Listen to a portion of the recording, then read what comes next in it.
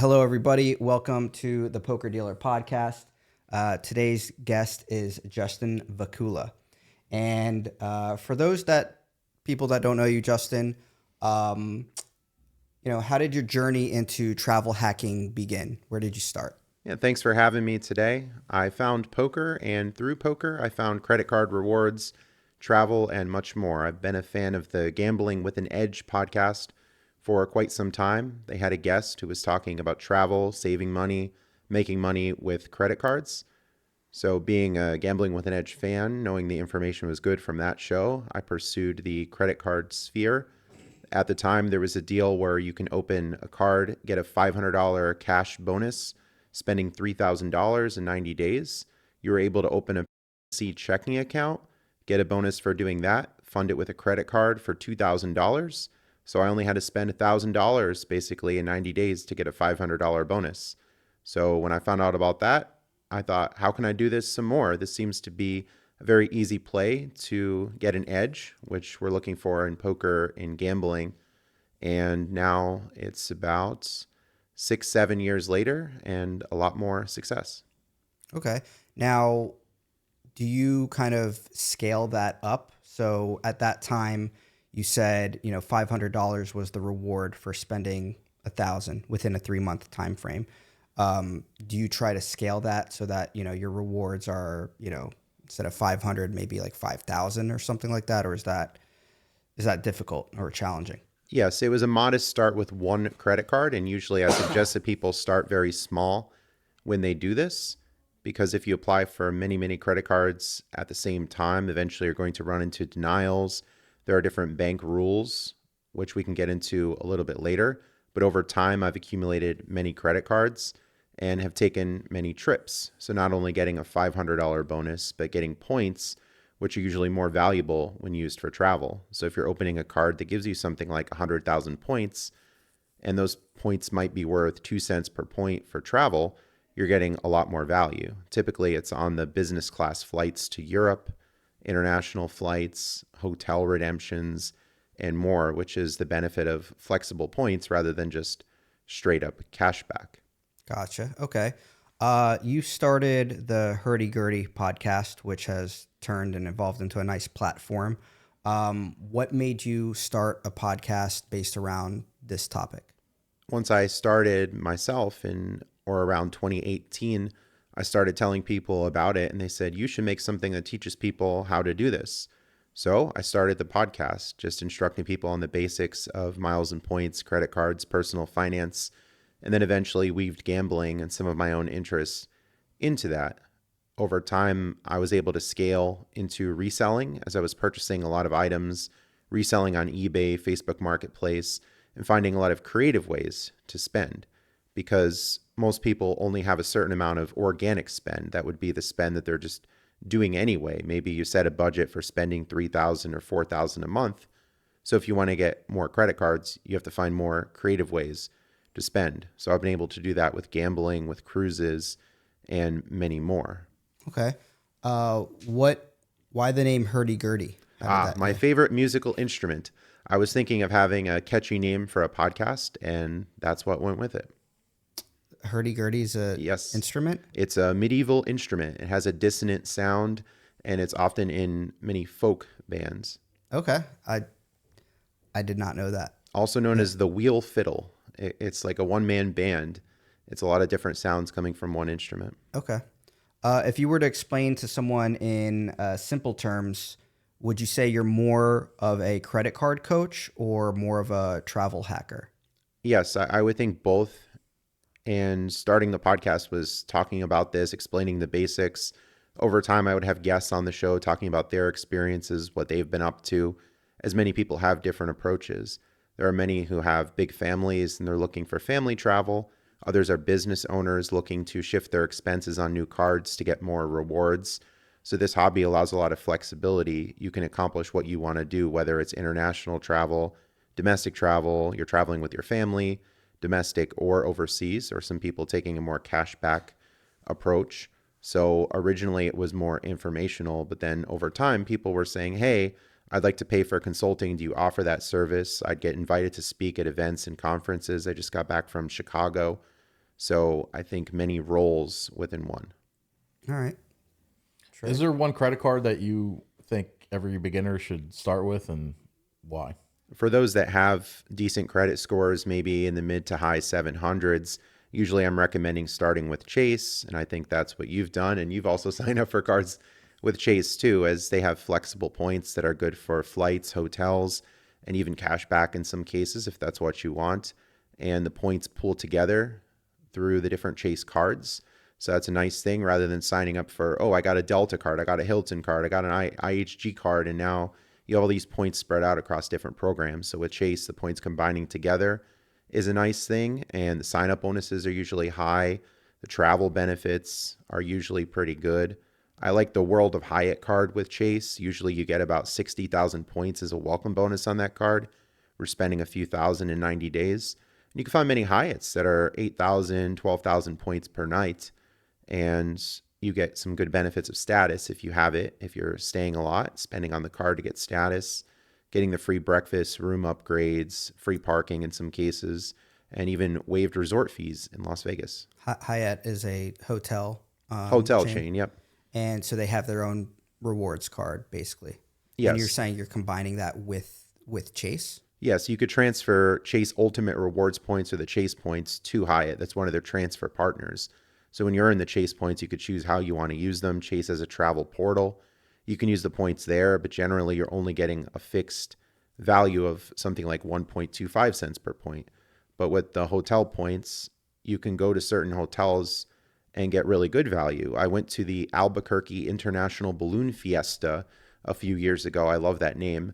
And they had a Hyatt Place at the time that was only 8,000 points. But because of the Balloon Festival or Fiesta, they were charging something like $300 or $400 a night. So booking early saved me a lot of money. And I was able to see the balloons right outside my hotel window. So that was one of the funner redemptions that I've had. Gotcha. Okay. Yeah, I think one recommendation you had for me when I had my Chase points was for my flight to transfer them to an airline, which was Canadian, Canada. Oh, Airways. yes, Air Canada. Yes. Air Canada. Thank you. I forgot. Yeah. There were some good options there looking at the different award charts, and you were able to use Air Canada points to get you to Japan, right? Exactly. Yeah. And you're right. They give you like a little bit of a bonus, though. One thing that came up for me was the points don't always transfer right away. It's not just a click of a button. It could take up to 7 days. So, for anyone planning to book a trip this way, just know that you should transfer the points ahead of time before you're ready to actually book the flight, because it could take some time. And Air Canada had to verify how I got my point balance. Ooh. They didn't recognize where my points came from. So even whenever the points transferred through, I booked my flight, the checkout page froze, and it basically said I was booked, but it never went through, and I couldn't. You don't want to hit book again, because you don't want it to charge you multiple times. And also, I got nervous because I'm like, I don't want this deal for these points and this this exact seat and this flight and everything to disappear tomorrow. So I had to get on the phone with them. It was a nice 45-minute wait. And then finally, their only question to me was, where did you're a new account holder or new account member? I'm like, yes. Where'd you get your points from if you're a new account member? Well, I transferred them from my credit card.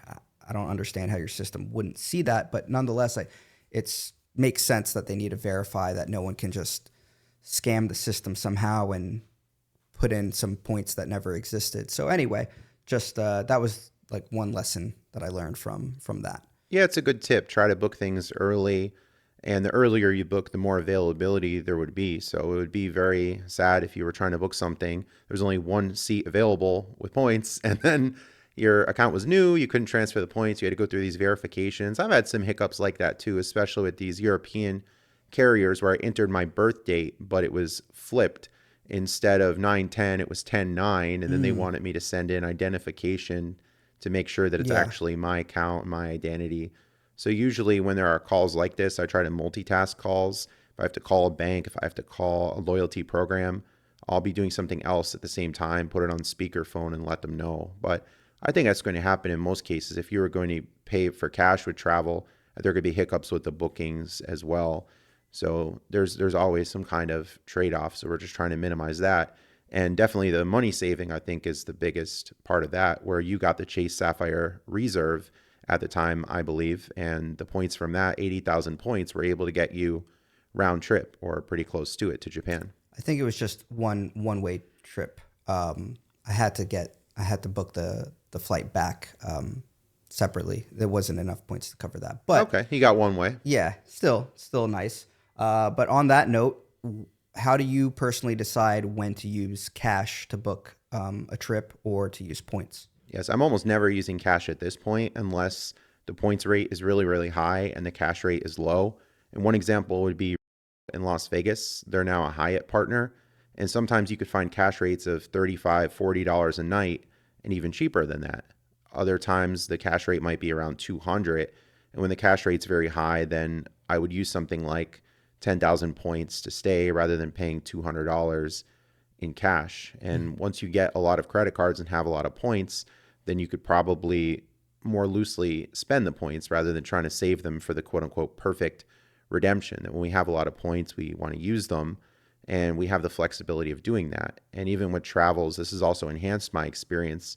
If I'm going to a conference, like I was just in Chicago, I get there the night before. So that way I'm there in the morning. I'm not rushing. I'm not dealing with delays. And that's something I often do with cruises too. I arrive the night before, use points, stay at a hotel, and it just makes the travel experience a lot better. So we have that signing up for multiple cards, getting multiple welcome offers, certain bonus categories to get extra points as well on your spending. So my travel has been very, very low cost for years now. Nice. How many credit cards do you have? Ooh, so I think last time it was around 40 or 45 cards. So over the years, it's been easy to accumulate those, getting personal cards and also business credit cards well. 45 active cards? Yeah. Okay. And that's just credit cards, or are you including like like Hyatt, you said, has a rewards card. Is that a credit card? That's a credit card, yes. Okay. There's the World of Hyatt personal card and the World of Hyatt business card with Chase. I have them both. American Express, I have a lot with them. They typically only allow you to get a sign-up bonus once per lifetime, but they'll send out offers to say, expand your relationship. Sign up for this card, get another bonus. So they want you to keep signing up for these cards. And I think the economics of it are mostly that they're charging these merchants to use the cards. So they're making money off these transactions, and they're also making money when people are overspending or paying interest. So it's a word of caution for listeners that this only works if you're going to be responsible. Yeah. You're doing the spending you're doing anyway. You're not overextending, and you're being smart. And I think that could be the case with gambling. You can be a smart player, play well, or you can go on mega life tilt and donk off like $2,000 for no reason, pretty much. Mm-hmm. So it's just all about personal choices and responsibility to beat the system rather than being played by it. Yeah, that was going to be part of my next question was, how do you, or what are the biggest mistakes that you would see people make when getting into like credit card rewards? Yeah, the overspending is an easy one. So if you have to spend $3,000 to hit a sign-up bonus, you want to have a plan for doing that. You're not just going to end up in the last week, I don't know what to do, so I'm going to go out and buy designer jeans for $800. Like that's not going to be good because you're eroding the value at that point. So if you have bigger expenses coming up, like auto insurance, I recently had to renew mine on a yearly rate, and that's a good chunk of spend toward a sign-up bonus, for example. Mm-hmm. So you could time your larger expenses with signing up for new cards. That's very helpful. They allow you to use, I guess, auto insurance. Yeah, at least with my carrier, yes, I can pay online with the credit card. Okay. Dental work can be another one, other health insurance or procedures, larger expenses. Some people are paying their daycare, and I could even pay my rent through a payment portal as well. They just charge something like a $5.95 fee, but with $1,000 rent, it's a very low percentage of that. I've paid my taxes as well with credit card. So sometimes they might want to charge a 1-2% fee, but it's probably worth it if you're working toward a sign-up bonus. Right. That's probably the biggest bang for your buck for people new to this. I think people can over-focus on the bonus categories. I want to get a card that gives me 5% back on gas, but how much are people really spending on gas? If you're going to sign up for a new card, but they're only giving you like $100 to sign up for it, then you're probably better off just getting a card that's giving you a huge bonus even if it doesn't have that bonus category. Yeah. Are you still getting free gas? Oh, yes. That's one thing to scale this up. There are a lot of really awesome grocery programs where they'll run deals on gift cards. So, for example, Giant, local to here in the Philly area or more throughout Pennsylvania, they'll run promotions where you get something like 10 times points buying Amazon gift cards. So if I were to buy a 300 Amazon gift card, because America loves math, I would get 3,000 points. And if the price of gas is $3 per gallon, you can use 3,000 points to bring the cost of the pump down to zero. So you get 25 gallons of gas, perhaps free, but it depends on how you're going to use that gift card. If you have some personal expenses, or maybe the holidays are coming up and I'm going to spend on Amazon, then you could do that. But there could be a cost. So to scale up, you might want to resell gift cards. So I sell to a website called cardcenter.cc, and they'll post deals. So last week or so, it was 93.5. They were buying the Amazon gift cards. So I'm giving up about $35 per 500 if I did that quick math correct, but I'm getting all the gas. So if I get 25 gallons at $3, I'm giving up 35, but getting 75. And then I'm getting the credit card rewards too. So with cards giving 4 or 5% back at grocery, you could see all this stacks. If you're able to stack the deals, then that's a way to scale this. Okay. Was there a favorite trip or experience that you've had from the rewards points? Yeah, I mentioned the Albuquerque International Balloon Fiesta was really cool. This year I went on a Norway cruise. I flew from Boston to Amsterdam, and then from Amsterdam went to Rotterdam. So it was nice seeing those places. And the cruise was really awesome. It was a fjord cruise. So I got to see all these majestic fjords, go under bridges, and be on the land as well. So it was a lot of cool sightseeing. And that was a complimentary offer from Las Vegas. They had a promotion that if you showed a player's card from a competing casino, if you had status, all you had to do was stay 2 nights, and they gave you a complimentary cruise with Holland America.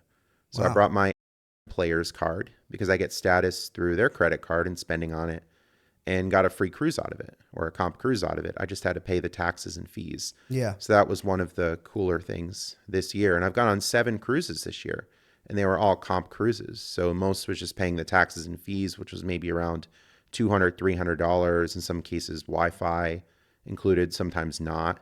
But these cruises, especially for the bigger rooms, might cost somewhere around like $1,500, $2,000 or more. So if I can get in the door at around 300 or 400, I'll take that. Yeah, absolutely. So 7 cruises this year. How many months? Like one per month? Yes, about that. We're in Okay. October now, coming into November. And I get offers that I even decline because they keep sending me offers to come back. Because one interesting gambling play is that you can play video poker on the cruises. And on most cruises, you could attach a credit card to your room and then load money to the machine using credit. So if I have a credit card that's giving me 3 times points on travel, for instance, that might be worth about 6% back. I'm playing video poker, giving up about 3%. I'm still coming up on this. So I'm able to load 1,000 at the machine. I'll play through the $1,000, win, lose, or draw. I'll cash out. And over the course of a trip, I can play $8,000, $9,000 and generate a lot of points through spending that way, and then get return offers as well. Wow. That was part of the next question, which is how do you connect, the credit card perks with casino comps? Yeah, cruising is definitely one of those. And GM I mentioned is really awesome. They have 2 different credit cards. And as you spend on the credit cards, you get points towards status. Sometimes they even give you some tier credits for signing up. GM recently released the Iconic credit card, and the sign up bonus usually gives you about 10,000 tier. And then every year you get bonus tier as well. And it gives you 2x points on gas and grocery. So if you were to buy gift cards at grocery stores with the Iconic card, you're getting 2x in tier credits and then 2x in comps or free play.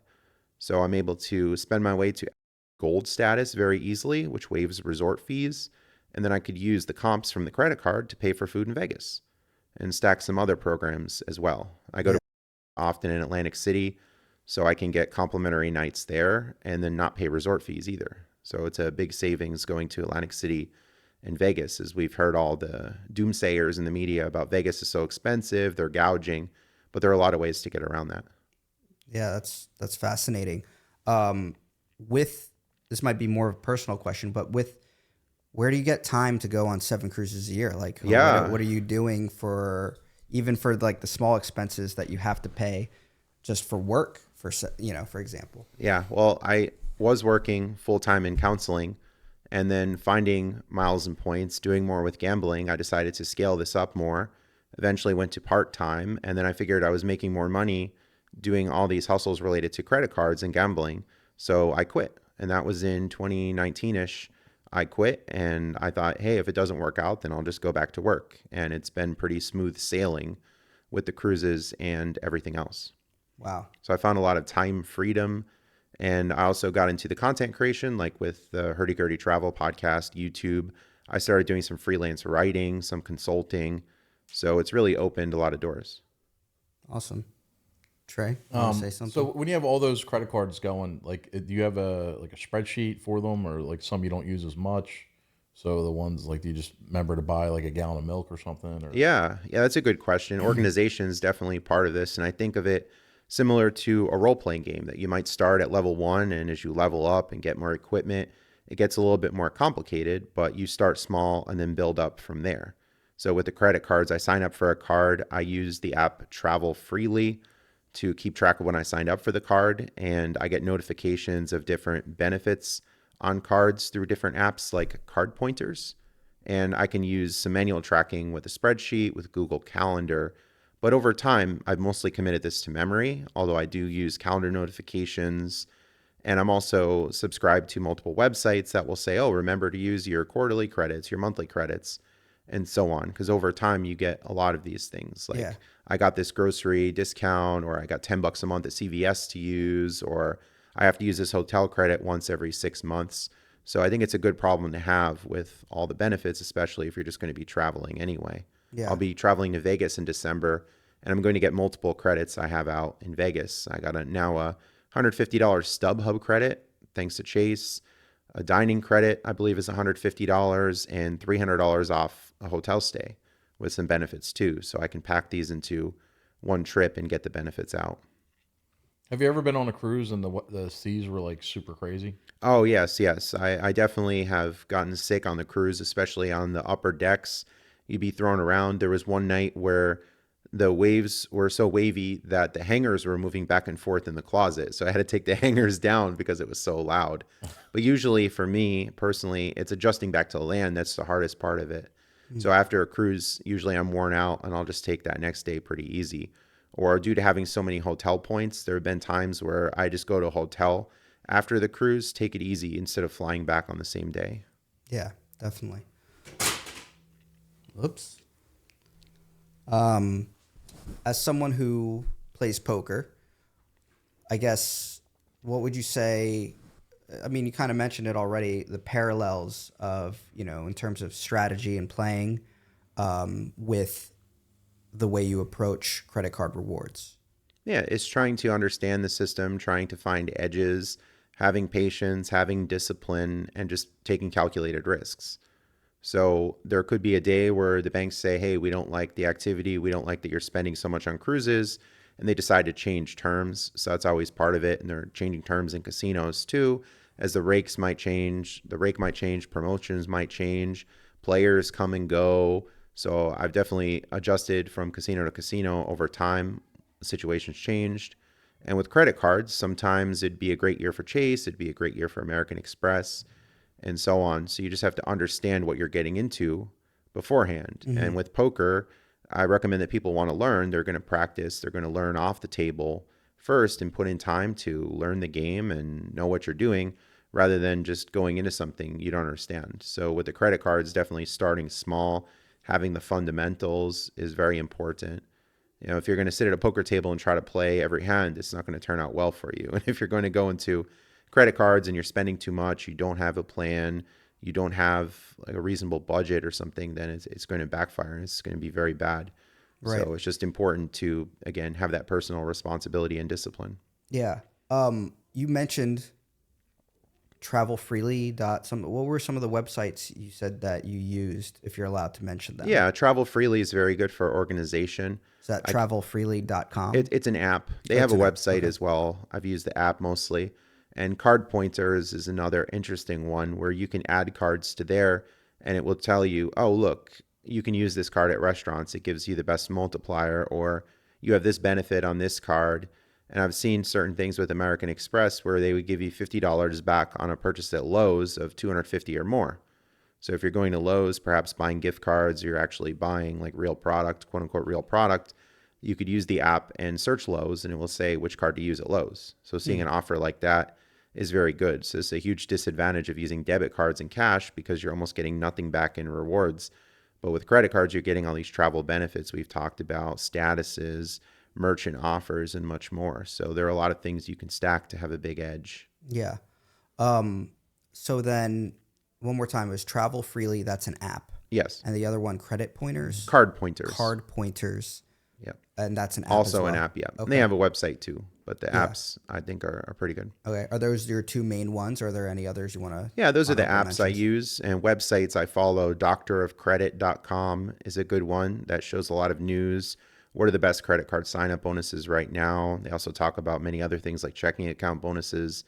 I mentioned earlier, frequentmiler.com is also very good, and some good Facebook groups out there too, because there's a big community behind this. So you have Award Travel 101. 101 is very good. And then I'm part of the Travel Zork Facebook group as well. They talk about miles, points, and gambling. So we're going to be meeting in December as well for a conference in Las Vegas. Zorkfest.com. Very cool. All right, let's take a quick little break and we'll be right back. The Poker Dealer Podcast is brought to you by the Poker Dealer School of Philadelphia. At Poker Dealer School of Philadelphia, we help you discover a path to financial freedom and stability. Do you feel overworked and underpaid? Stuck in a dead-end job? Wishing you could afford your own place, your own car, without drowning in debt or spending years in school? That's exactly what a career as a professional poker dealer can give you. With just weeks of training, you can step into an exciting, flexible career with great income potential. And here's the best part.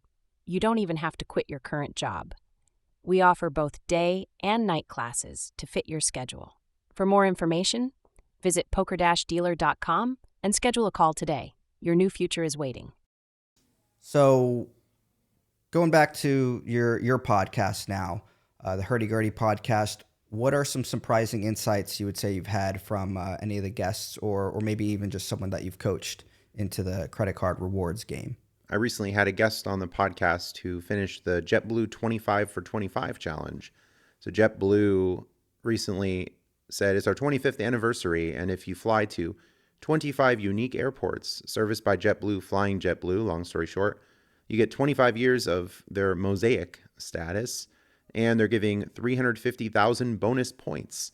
So talking to the guests, they said they were able to do this promotion spending fewer than 200,000 JetBlue points, and they were going to 2 or 3 airports in a day. They said they had some issues with some connections trying to especially get back from international flights. So they were talking about some strategies to do that, to try to book things in advance, have a carry-on and not have to go through. But with some of these international flights, I ran into this myself, that you have to go clear security, and then if you have another flight, you have to go back through security. So you can't just stay in the terminal in most cases, especially if you have a checked bag. They just won't do it for you. So how long did that take them? Yeah, I think a few weeks. If you knock out 2 or 3 airports a day and go several days at a time, we're talking like 4 or 5 days, 10 to 15-ish airports. So you can knock it out, especially if you have other travel and just move the flights around. Are you going to try to do it? Yeah, I'm really considering it, although I have a lot of other plans and events, but I'm currently at 3 of 25 without trying. I flew to Boston, and then from Boston I went to Amsterdam, and then I went from Boston to Philly. So I'm already 3 airports in. And there are several in the New York area. They're called co-terminals. They're pretty close to one another. Several in the Florida area, and then there's Dominican Republic, Puerto Rico, and other places that are not too far. 2 questions. Do you have to fly JetBlue? Yep. So Okay. you have to fly JetBlue, and it's the kind of the middle fare. You can't just fly the Blue Basic. So they're kind of in the middle there, but American Express points can transfer to JetBlue. There are JetBlue credit cards.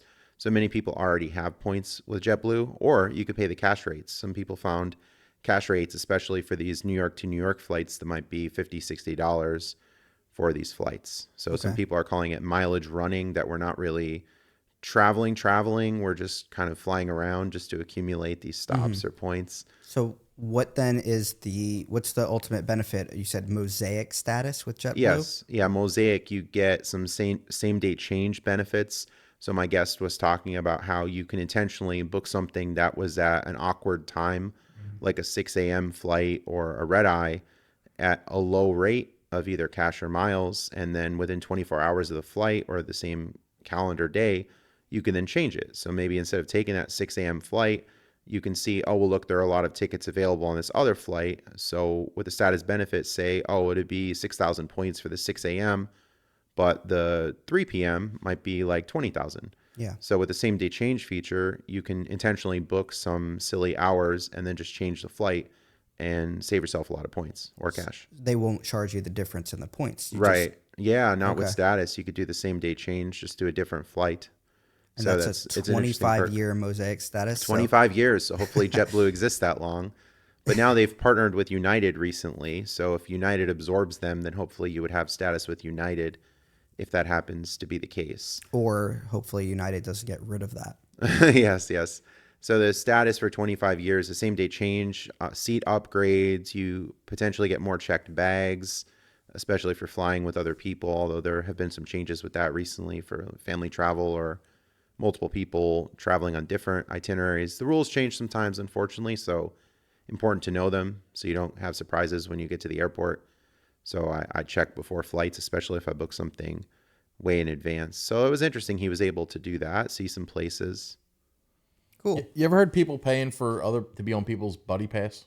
Oh, yes. Southwest has something called Companion Pass, where if you earn a certain amount of points with them towards Companion Pass status, they've recently changed this, that you can designate one person as a companion. So they have to fly with you on the same reservation, is my understanding. I don't fly them very often. But yes, there could be that. Say like, hey, let's just meet in Philly or meet somewhere else and then fly from there. Or you can also use points to book other people in many cases. So there are some ways to share the benefits.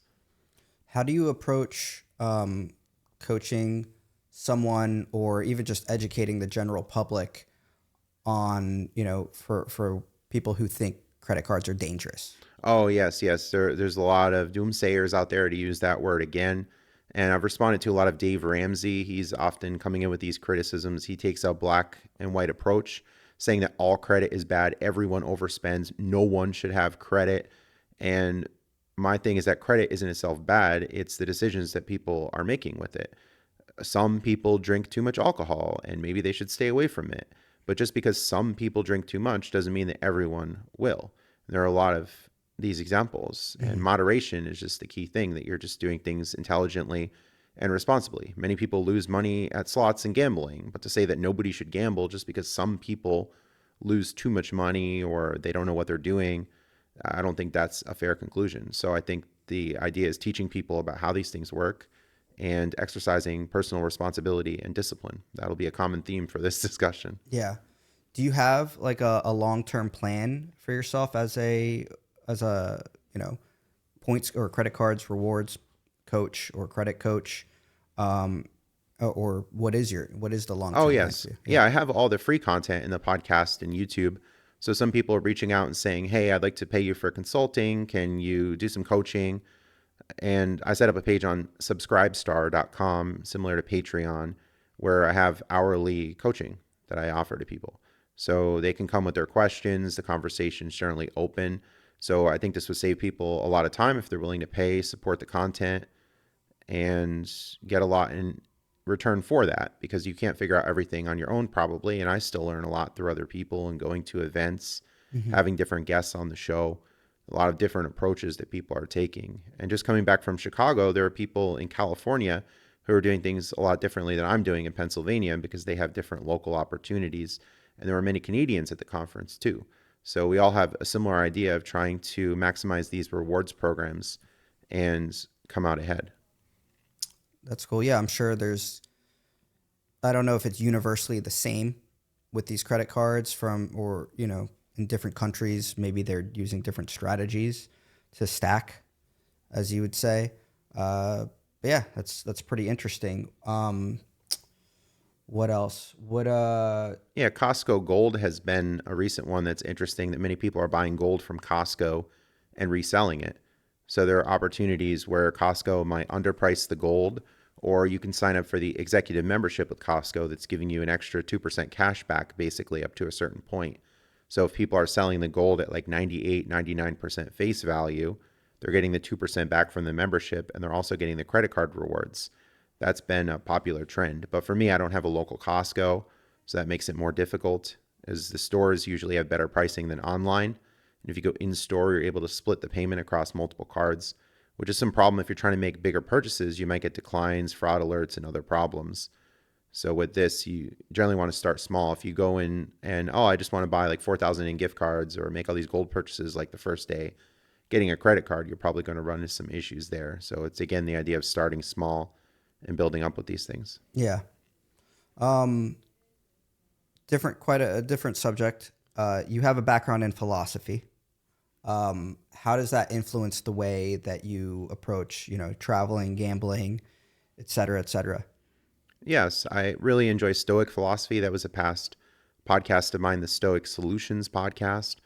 And it's talking about taking a detached approach to life, that you're not so much focused on the results, but you're focused on the process. And this is something common in poker, that people make the right decisions, but they lose a pot and people get upset about that. Oh, I shouldn't have done this. I shouldn't have done that. But it's more about the process rather than the results. And Stoicism talks a lot about that you want to understand what's in your control and what's outside of your control. So that's very helpful in gambling, to have a strong mental framework for this. And in the credit card game, you're understanding that, okay, well, this is the system. These are the rules that are put out.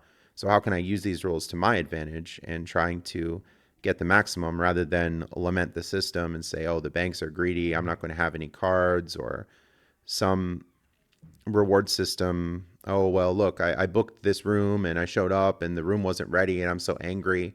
Like, you just have to understand that a lot can be outside of your control with travel, with credit cards, with pretty much everything in life. So just try to focus on what's inside your control and to be most content with that. Have you ever tried that exercise where you try to live on like the bare minimum? Oh, yes. It is interesting, as the hobby has considerably taken down costs on groceries, gas, even my phone bill. I recently got a Verizon credit card, and you could spend on that and earn rewards to offset your phone bill and internet.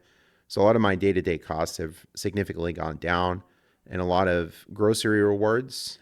There was a time where Giant was selling gambling gift cards, giving 5% back in rewards. So I had so many rewards at one point that I was eating sushi and salads and Chinese food like pretty much every day. So I wasn't having to spend much money eating out, and that was a really interesting time. And it's another play that I've been very much into recently, buying these prepaid cards, gaming gift cards, using them on sites like and so on, that I'm buying these cards, but I'm getting the credit card rewards, sometimes groceries or fuel points, and then I'm playing it through blackjack. So if I could play the money one time through, but on the acquisition side, I'm getting like 4 or 5% back, then that's a very significant edge. Question. Do you ever think that with all this information and sharing it, that these companies, if enough people start taking advantage, they're going to change the rules? Yeah, there have been some devaluations over time, or some rule changes. So some opportunities have gone away. It used to be very popular to buy money orders at Walmart, that in the past you would be able to go to certain places and buy prepaid cards. And you could buy a $1,000 prepaid card in the past for something like a $4.88 activation fee. And you can get a money order for $999. You pay about $1 fee. So this was a common play. But over time, Walmart got a lot stricter, that you would have to give a driver's license, phone number, and there would be some kind of like monthly limit on it, or the system would just reject it. So some plays, let's say, go down over time. But while they're still in play, then we just have to capitalize. So What's your phrase for that? the war on happiness, yes. I love that. Yes, so money orders are largely gone from my playbook at the moment, and I've shifted into blackjack. And there might be a day where I shift back into product reselling or something new comes up. So we just have to keep adjusting. I know the answer to this, but one card you would never cancel. Wait. Not just one card you would never cancel, but also maybe one card that you would never sign up for. Ooh. I like that better because I don't know the answer to that. but I know what he's going to say. He's going to say he never cancels any of his cards. Oh, well, there are some cards I have canceled because there are many that have a high annual fee. And in the first year, you're getting a big sign-up bonus that offsets the annual fee. But recently, especially with the American Express Platinum cards, they've increased the annual fee on the card, and there are several benefits that are supposed to offset it. But at that point, you have to evaluate and see how much are these benefits really worth. Like they added credits for Saks off Fifth Avenue, Lululemon. There are some hotel credits. And I was looking recently using these hotel credits with American Express, and some of the properties would be like $500, $600 a night. And if I'm only getting $300 off, then that's not such a great deal in my book. So with some cards, I'll have them for the first year, get the sign-up bonus, and then when the next annual fee posts, I'll call in and say, I'm considering canceling the card because I think the benefits aren't giving me my money on the annual fee, or tell them that certain things have changed. Oh, well, I had the card, it was a lower fee, and now the fee's going up. And sometimes they give you what's called a retention offer, and they'll say, well, if you decide to keep the card, we'll give you a statement credit. And in some cases, it'll completely offset the annual fee. Or they'll say, okay, keep the card, and if you spend $3,000 in the next 3 months, we'll give you 40,000 bonus points. So then it's an America Loves Math moment where you have to do the math of the benefits, the retention offer, and see whether it's worth keeping. And in some cases, you could just downgrade the card to a lower annual fee, or just cancel if it doesn't seem to make sense to keep it. So that's the story with some annual fees. Some people get intimidated by that and say, oh, well, am I locked into this? What happens in the second year? What happens if I don't travel as much? Well, you always have the option a year in to downgrade the card. And one card I wouldn't cancel, the credit cards. It's really awesome to spend your way to status. And I've been able to match the status. I mentioned Las Vegas, got a comp cruise out of doing that. Casino gave me a $300 birthday dinner for matching status with them. In Casino in Las Vegas, I constantly get offers to get comp nights there, free play, food credits, and so much more. So it's really nice to have the status for all the benefits that come with that, and then matching it to other casino programs. Competition is good. What about cards you stay away from? Yeah, there are some banks that are often called more predatory, like Credit One, or I think First Premier Bank is one where there are monthly fees. They'll charge you all kinds of different fees. The rewards aren't very good. And there are some cards that are just store cards for things that I wouldn't use, that maybe you sign up and, oh, you get 25% off your first purchase at Victoria's Secret. And then after that, you're not really getting much. So especially for people new to the game, it's looking at the overall value of the card, mainly that's coming from the sign-up bonus, rather than just looking for a one-time discount of maybe like $40 or $50. You have to be careful in which card you sign up for, because at some point you're going to get throttled if you sign up for too many. So it's important to be strategic and start with the better performing cards. And again, usually with Chase, because with Chase, typically, if you sign up for 5 or more cards in 24 months that appear on personal credit, they won't approve you for cards anymore. So some banks are stricter like that. Capital One, it's hard for me to get approved of Capital One, even though my credit scores are great. Oh, you have too many opened accounts. They just don't want me. Interesting. You had a special card there? I have a special card here. Have you ever gotten one of these Ooh, cards? a Blockbuster membership card. Yeah. You've held on to it. Yes. I've since thrown it away along with my AOL CD-ROMs. I don't know. I feel like this is kind of cool. So. They sell these that you could put on your regular credit card. Oh, yeah. Oh, like the Stickers, sticker, covers. yeah. Yep. I want to get one that says access card. The Grand Avenue one. All right. What would you say is the best advice that you could give to someone who wants to, start today in earning travel points? Yeah, you want to make sure your credit scores are in order. I'm typically recommending pay all your balances before statements close. So if you have something like a $5,000 credit limit, you put like $4,000 worth of charges on it, and then close, your scores are going to tank tremendously. So you want to have healthy credit profile. So you talk about organization and spreadsheets. I've called many banks and asked them, could you change my statement closing date to the 4th of the month? So this way I can pay everything by the end of the month, and then all the balances will report as zero. So once I make the payments at the end of the month, I'll sock drawer those cards away and then take them back out around the 5th and start using them again. So you want to be very mindful of statement closing dates and trying to pay things in advance. Some people even pay every week and zero everything out every week, every 2 weeks. So you can see what works for you. But I think having the statement closing dates at the same time is very helpful, and keeping your scores in good condition. Because if you're closing with big balances, other banks are going to see that and you can have adverse action. I've had that happen to me, where this is a trend more recently in the last year or two, where the banks will see what you're doing with other banks and your limits can be reduced if you have outstanding balances. And of course, not paying interest. So if you pay off all the statement balances and zero out the statement balances, then you're going to be good. But if you're not doing that, it's tremendously eroding the rewards, and then you end up losing the game. Right. My number one advice for anybody getting in the credit card game is to listen to Hurdy Gurdy Travel Podcast. Yes. Thanks.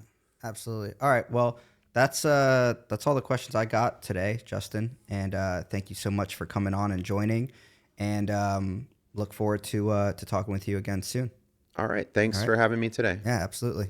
Trey, you good? Any other last questions? Is there anything you want to say before we roll? Oh, yeah. You could check out Hurdy Gurdy Travel Podcast, hurdygurdytravel.com.